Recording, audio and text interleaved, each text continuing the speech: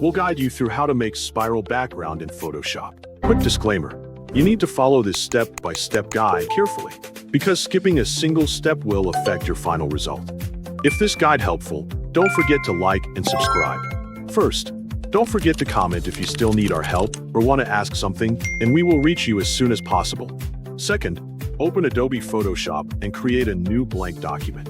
For the best results when making a spiral, ensure your canvas is a perfect square, such as 2000 pixels by 2000 pixels, to maintain symmetry and balance. Next, look at the bottom of the left toolbar and confirm that your foreground and background colors are set to the default black and white. Once this is set, go to the top menu bar, click Filter, hover over Render, and select Clouds. This action will instantly fill your canvas with a smoky, black and white textured background, forming the base for your spiral effect.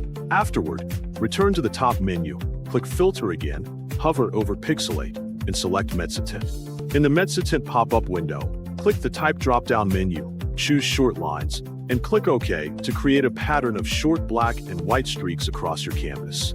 The next step is to stretch these lines to prepare them for the spiral. Go back to the top menu, click Filter, hover over Blur, and select Radial Blur. In the Radial Blur settings window, move the amount slider all the way up to 100. Under the Blur Method section, select Zoom and set the quality to Best, then click OK.